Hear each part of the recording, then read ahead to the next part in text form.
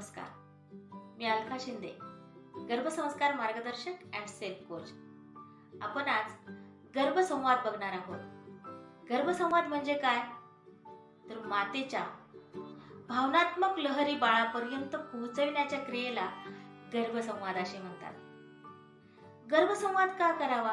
तर गर्भसंवाद केल्याने गर्भवती माता आपल्या बाळासोबत जे शब्द वापरते त्या शब्दातून तिच्या भावनांच्या लहरी बाळापर्यंत पोहोचतात आणि त्या शब्दांच्या लहरीने बाळ उत्तेजित होते.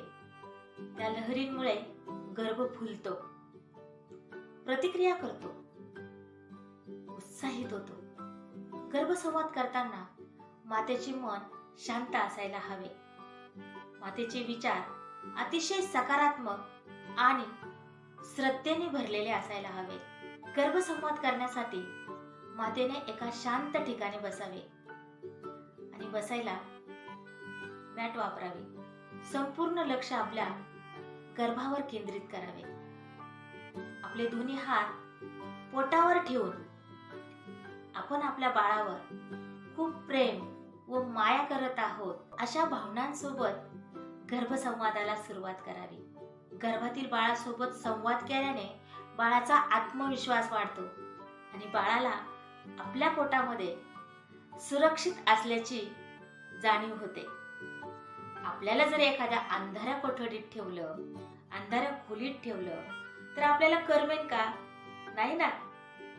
अगदी त्याचप्रमाणे बाळाला देखील 9 महिने अंधाऱ्या खोलीत राहिल्यासारखं वाटतं. जर आपण त्याच्याशी प्रेमाने संवाद केला, त्याला प्रेमाने अंझरलं, गोंजारलं तर त्याला सुरक्षित असल्याची भावना निर्माण होते. त्याला वाटतं मी आईच्या कुशीत फार सुरक्षित आहे अशी त्याला जाणीव होते. त्यामुळे आपण दिवसातून कितीतरी वेळा गर्भसंवाद करायला हवा.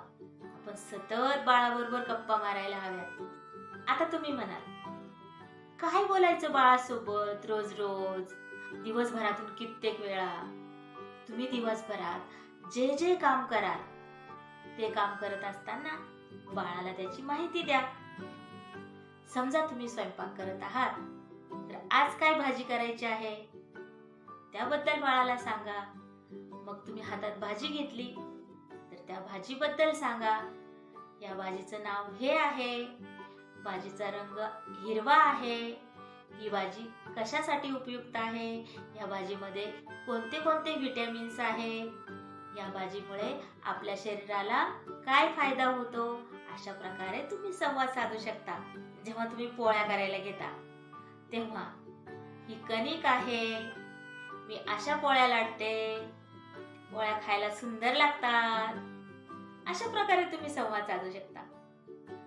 तुम्ही जेव्हा कपडे धुवायला घेता तेव्हा हा शर्ट आहे, हा शर्ट बाबांचा आहे, हा शर्ट आजोबांचा आहे, ही टोपी काकांची आहे, हे ब्लाऊज आजीचा आहे. अशा प्रकारे तुम्ही संवाद साधू शकता. दिवसभरात कितीतरी विषय तुमच्याकडे आहेत. तुम्ही जेही कराल त्याच्याबद्दल तुम्ही बाळासोबत छानपैकी बोलू शकता, हो की नाही? चला तर मग आजपासून बाळासोबत संवाद करूया.